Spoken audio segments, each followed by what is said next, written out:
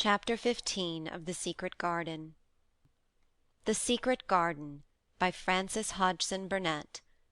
Chapter 15. Nest Building. After another week of rain, the high arch of blue sky appeared again, and the sun which poured down was quite hot. Though there had been no chance to see either the secret garden or Dickon, Mistress Mary had enjoyed herself very much. The week had not seemed long.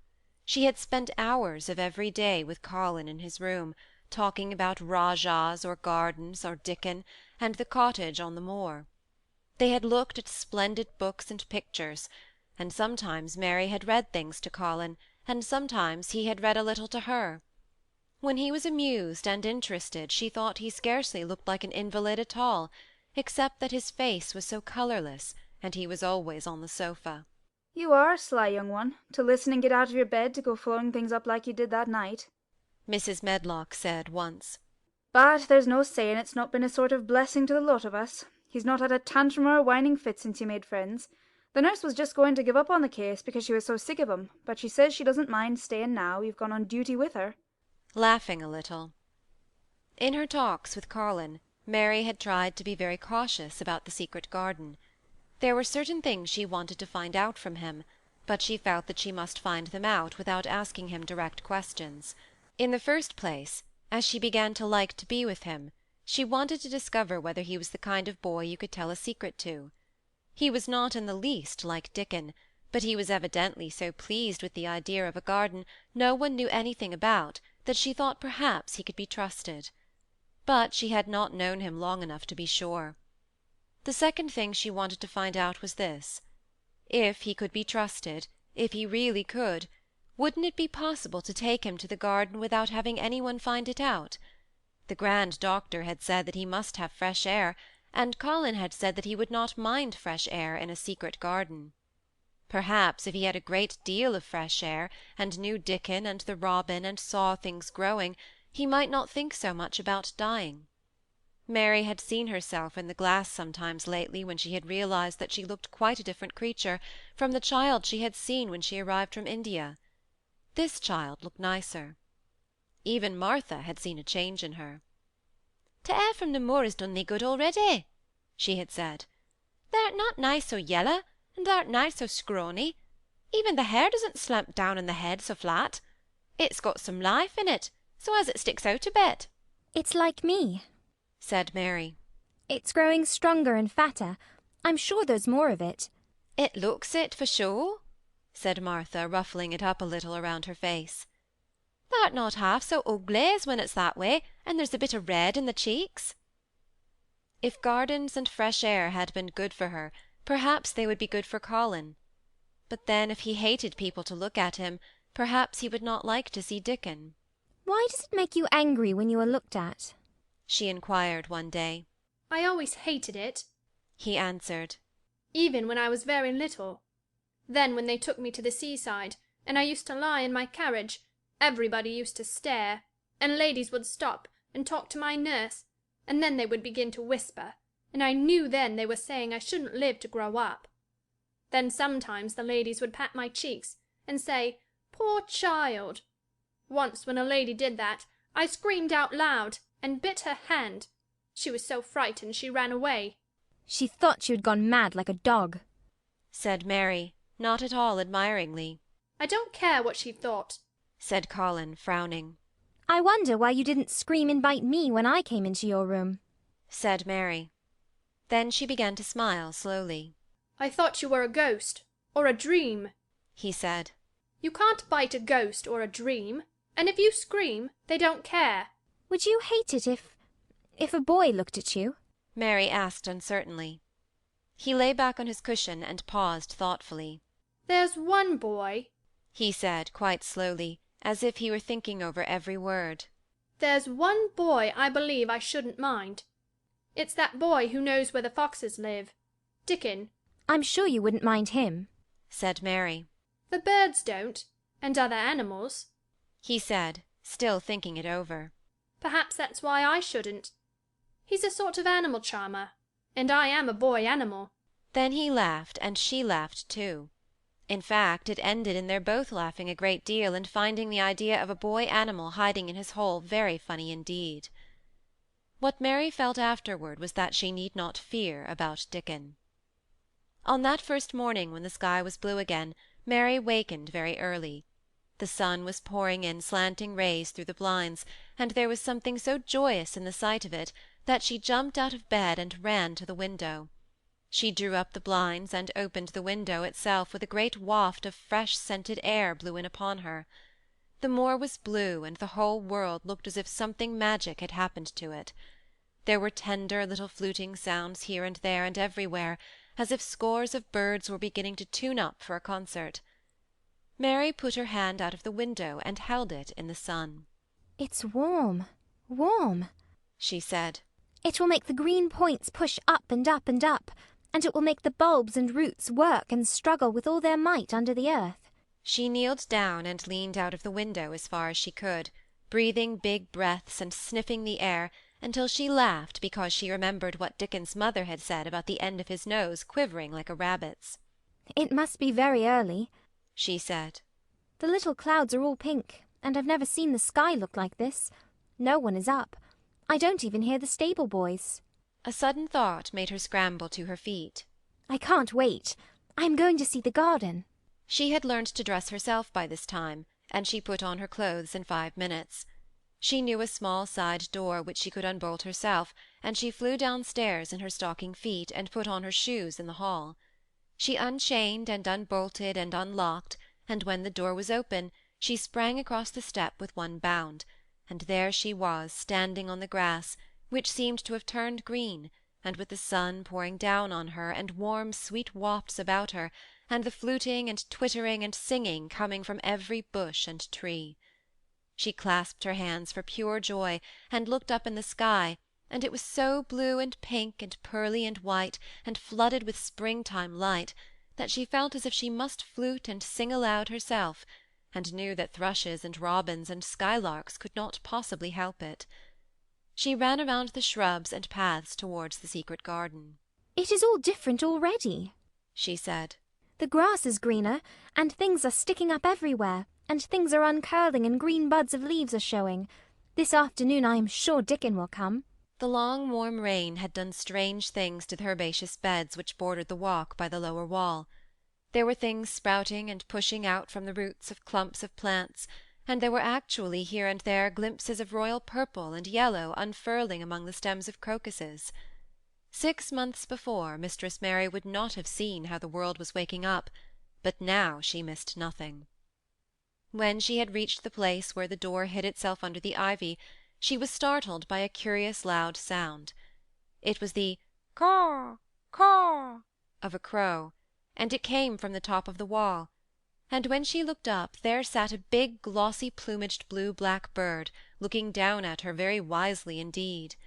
She had never seen a crow so close before, and he made her a little nervous, but the next moment he spread his wings and flapped away across the garden. She hoped he was not going to stay inside, and she pushed the door open, wondering if he would. When she got fairly into the garden, she saw that he probably did intend to stay, because he had alighted on a dwarf apple-tree, and under the apple-tree was lying a little reddish animal with a bushy tail, and both of them were watching the stooping body and rust-red head of Dickon, who was kneeling on the grass working hard. Mary flew across the grass to him.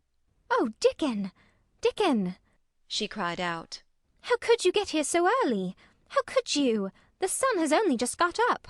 He got up himself, laughing and glowing and tousled, his eyes like a bit of the sky. "Eh," he said. "I was up long before him. How could I have stayed abed? The world's all fair begun again this morning, it has. And it's working and humming and scratching and piping and nest building and breathing out scents, till you got to be out instead of lying on your back. When the sun did jump up, the moor went mad with joy, and I was in the midst of the heather, and I run like mad myself, shouting and singing. And I come straight here. I couldn't have stayed away. Why, the garden was lying here waiting." Mary put her hands on her chest, panting as if she had been running herself. "Oh, Dickon, Dickon!" she said. "I'm so happy I can scarcely breathe." Seeing him talking to a stranger, the little bushy-tailed animal rose from its place under the tree and came to him, and the rook, cawing once, flew down from its branch and settled quietly on his shoulder. This is the little fox cub, he said, rubbing the little reddish animal's head. His name's Captain, and this here's Soot. Soot flew across the moor with me and Captain. He run the same as if the hounds had been on him. They both felt the same as I did. Neither of the creatures looked as if he were the least afraid of Mary. When Dickon began to walk about, Soot stayed on his shoulder, and Captain trotted quietly close to his side. See here, said Dickon. See how these are pushed up, and these and these? And, look at these here. He threw himself upon his knees, and Mary went down beside him. They had come upon a whole clump of crocuses burst into purple and orange and gold. Mary bent her face down and kissed them. You never kiss a person in that way, she said when she lifted her head. Flowers are so different. He looked puzzled, but smiled. He said. I've kissed Mother many a time that way when I came in from the moor on a day of roaming, and she stood at the door in the sun, looking so glad and comfortable. They ran from one part of the garden to another, and found so many wonders that they were obliged to remind themselves that they must whisper or speak low. He showed her swelling leaf-buds on rose branches which had seemed dead. He showed her 10,000 new green points pushing through the mould. They put their eager young noses close to the earth and sniffed its warmed springtime breathing. They dug and pulled and laughed low with rapture until Mistress Mary's hair was as tumbled as Dickon's, and her cheeks were almost as poppy red as his. There was every joy on earth in the secret garden that morning, and in the midst of them came a delight more delightful than all, because it was more wonderful. Swiftly something flew across the wall and darted through the trees to a close-grown corner, a little flare of red-breasted bird with something hanging from its beak. Dickon stood quite still and put his hand on Mary, almost as if they had suddenly found themselves laughing in a church. We munnot stir, he whispered in broad Yorkshire. We munnot scarce breathe. I knowed he was mate hunting when I seed him last. It's Ben Weatherstaff's robin. He's building his nest. He'll stay here if us don't fight him. They settled down softly upon the grass and sat there without moving. Us mustn't seem if us was watching him too close, said Dickon. He'd be out with us for good if he got the notion us was interfering now. He'd be a good bit different till all this is over. He's setting up housekeeping. He'll be a bit shyer and readier to take things ill. He's got no time for visiting and gossiping. Us must keep still a bit and try and look as if us was grass and trees and bushes. Then when he's got used to seeing us, I'll chirp a bit and he'll know us'll not be in his way. Mistress Mary was not at all sure that she knew, as Dickon seemed to, how to try to look like grass and trees and bushes. But he had said the queer thing as if it were the simplest and most natural thing in the world, and she felt it must be quite easy to him, and indeed she watched him for a few minutes carefully, wondering if it was possible for him to quietly turn green and put out branches and leaves. But he only sat wonderfully still, and when he spoke dropped his voice to such a softness that it was curious that she could hear him, but she could. It's part of the springtime nest building is, he said. I'll warrant it's been going on in the same way ever since the world began. They got their way of thinking and doing things, and a body better not meddle. You can lose a friend in springtime easier than any other season if you're too curious. If we talk about him, I can't help looking at him, Mary said as softly as possible. We must talk of something else. There is something I want to tell you. He'll like it better if us talk to someone else, said Dickon. What is it thou's got to tell me? Well, do you know about Colin? She whispered. He turned his head to look at her. What does thou know about him? He asked. I've seen him. I have been to talk to him every day this week. He wants me to come. He says I'm making him forget about being ill and dying, answered Mary. Dickon looked actually relieved as soon as the surprise died away from his round face. I'm glad of that, he exclaimed. Right down I'm glad. It makes me easy. I knowed I mustn't say nothing about him, and I don't like having to hide things. Don't you like hiding the garden? said Mary. I'll never tell about that, he answered. But I says to Mother, Mother, I says, I got a secret to keep. It's not a bad un, thou knows that. It's no worse than hiding where a bird's nest is. Thou doesn't mind it, does thou? Mary always wanted to hear about Mother. What did she say? She asked, not at all afraid to hear. Dickon grinned sweet-temperedly. It was just like her what she said, he answered. She gave my head a bit of a rub and laughed and said, lad, thou can keep all the secrets thou likes. I knowed thee 12 year. How did you know about Colin? asked Mary. Everybody as knowed about Mr. Craven knowed there was a little lad as was like to be a cripple, and they knowed Mr. Craven didn't like him to be talked about. Folk is sorry for Mr. Craven, because Mrs. Craven was such a beautiful lady and they were so fond of her. Mrs. Medlock stops in our cottage whenever she goes to Thwaite, and she doesn't mind talking to mother before us children, because she knows us has been brought up to be trusty. How did thou find out about him?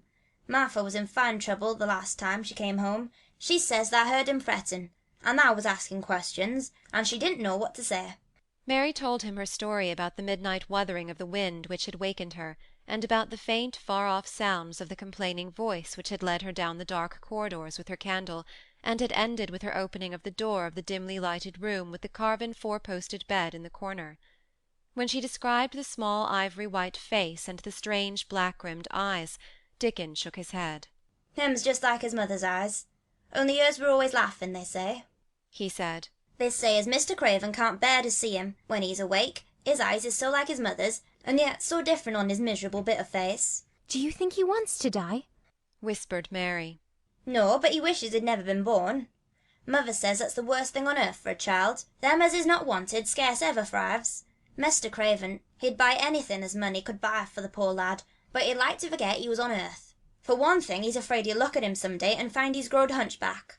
Colin's so afraid of it himself that he won't sit up, said Mary. He says he's always thinking that if he should feel a lump coming, he should go crazy and scream himself to death.